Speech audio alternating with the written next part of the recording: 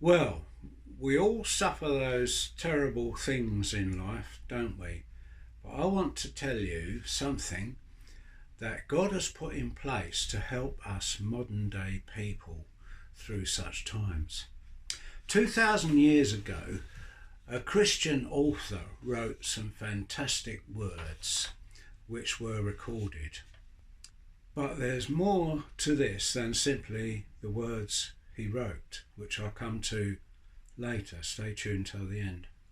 In 1551, a Parisian printer named Robert Stephanus divided the Bible into chapter and verse. He wasn't the first, but it was finally published in 1560.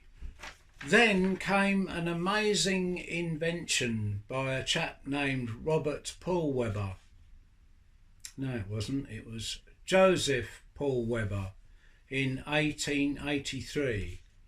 He invented the digital clock, which eventually appeared as a digital watch, would you believe?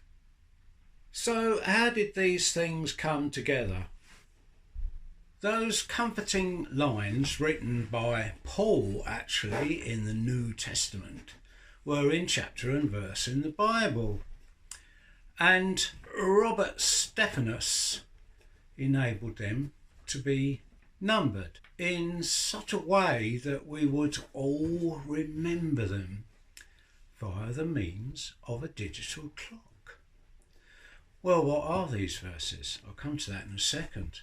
But the chapter was 8 and the verse was 28 and the book was Romans 8:28. So now you could read these verses from the Bible, these lines in a memorable fashion from Romans 8:28. So every morning when you look at a digital clock, you see 8:28. 8:28. 8:28. So what are these lines that help us every single morning?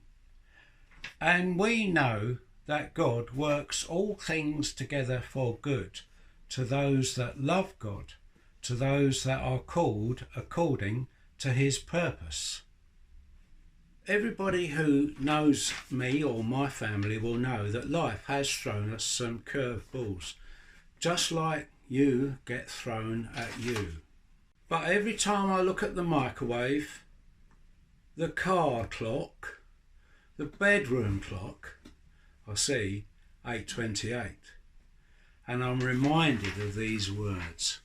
Now, some people have said to me, well, that's only natural. Once you know those letters and numbers, they'll always crop up in your life, like you see a familiar car on the road.